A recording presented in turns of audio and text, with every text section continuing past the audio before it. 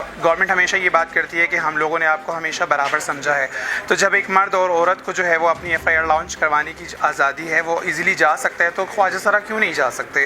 آپ لوگوں نے ویڈیوز دیکھی ہیں کہ وہ دروازے پیٹ رہے ہیں کہ ہمیں جو ہے وہ انٹرسٹ چاہیے، اور اگر ایف آئی آر ہو بھی جاتی ہے ان کیس تو اس پہ دفعات اتنی کمزور لگائی جاتی ہیں کہ ملزم جو ہے وہ باعزت بری ہو جاتا ہے۔ اپنی گورنمنٹ آف پاکستان سے ہاتھ جوڑ کے میں ریکویسٹ کرتی ہوں، پلیز جتنی بھی ہراسمنٹس ہو رہی ہیں ہماری شیمیلز کے ساتھ، چاہے وہ پنجاب میں ہیں، چاہے وہ کے پی کے میں ہیں، چاہے وہ سندھ میں، ایون بلوچستان میں ہیں، پلیز آپ اس کو ٹیک اوور کریں، اس کے اوپر سیریسلی آپ ایکشنز لیں، تاکہ جتنے بھی انفارچونیٹ انسیڈنٹس ہو رہے ہیں اس کے لیے تقریباً کوئی نہ کوئی ایسا لاہ عمل بنائے، ایسا قانون بنائے، تاکہ کوئی نیکسٹ ٹائم بندہ اس طرح کا کوئی قدم نہ اٹھا سکے۔ مرنے والے کے یہی حقوق ہوتے ہیں، اس کو کفن کرو، اس کو دفن کرو، یہ دو حقوق اس کے ہوتے ہیں۔ جب ہم زندہ ہوں گے تو ہمیں حقوق دینا، جب ہم مر رہے ہیں تو مرنے والے کے حقوق کیا ہوتے ہیں؟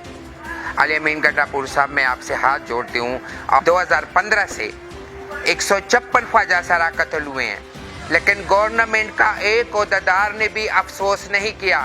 یہ ظلم نہیں ہونا چاہیے۔ کی ڈیمانڈ تھی اس کو فزیکل تعلقات رکھنے کے لیے، جو زیبی 1 سال سے اس کی یہ ڈیمانڈ نہیں مان رہی تھی۔ اس کو ہماری بات غور سے سننی چاہیے تھی، پولیس کو ہماری بات پہ ہی نوٹس لینا تھا۔ اس کا موقف جو اس موقع پہ موجود ٹرانسجینڈر تھے ان کو اندر بٹھانا تھا۔ بسم اللہ الرحمن الرحیم۔ میرا نام فرزانہ ریاض ہے اور ٹرانس سیکشن کمیونٹی آرگنائزیشن کو ریپرزینٹ کرتی ہوں خیبر پختونخوا سے۔ آج جو ہے اللہ زیبی کو بخشے، جو ہمارا خواجہ سرا فوت ہوئے، اس کا کل ہے۔ سب خواجہ سرا جو ہے ہزارے کے جمع ہوئے ہیں اور باہر سے بھی آئے ہیں، جیسے میں پشاور سے آئی ہوں ایسے اور بھی آئے ہیں خواجہ سرا۔ اس کے لیے دعا ہو رہی ہے۔ ہمارا جو آئی جی خیبر پختونخوا ہے، ہمارا جو وزیر اعلیٰ علی امین گڈھا پوری صاحب ہیں، اور جو ہمارے حقوق کے لیے جو ادارے بیٹھے ہیں اور کام کر رہے ہیں، ان کے لیے میں یہ میسج دینا چاہتی ہوں کہ پہلے تو وزیر اعلیٰ صاحب میں ہاتھ جوڑتی ہوں آپ سے، علی امین گڈھا پور صاحب میں آپ سے ہاتھ جوڑتی ہوں، اور جو مطلب 2015 سے 156 خواجہ سرا قتل ہوئے ہیں، لیکن گورنمنٹ کا ایک عہدیدار نے بھی افسوس نہیں کیا، آ کے 1 منٹ بھی نہیں دیا، اور انہوں نے یہ نہیں کہا کہ یہ ظلم بند کرو۔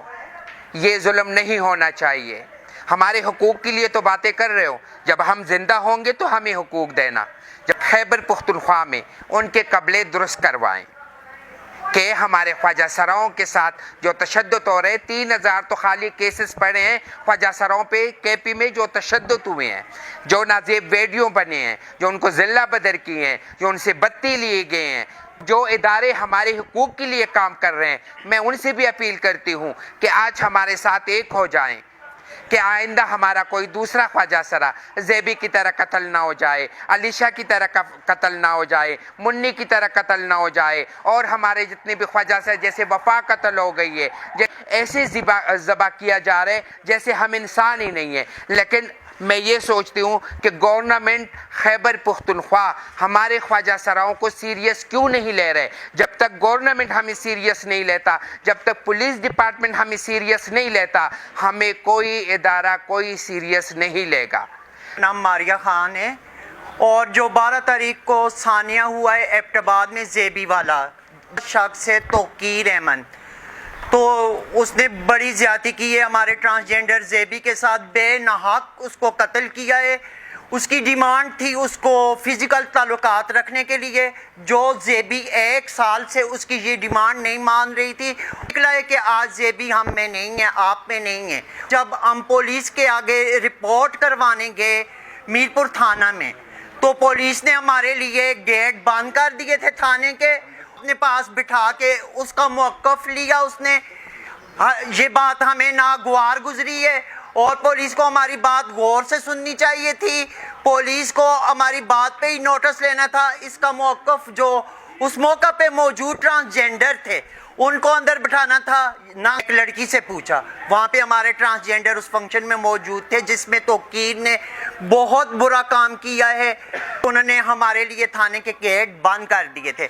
پولیس ہمیں انصاف نہیں دیتی، اس لیے پھر ہماری کمیونٹی نے پروٹیسٹ کی، اور اس کے باوجود ہمارے جو community کے member تھے. My name is Stylish and basically I'm from Karachi, but I live in Jhang from so many years.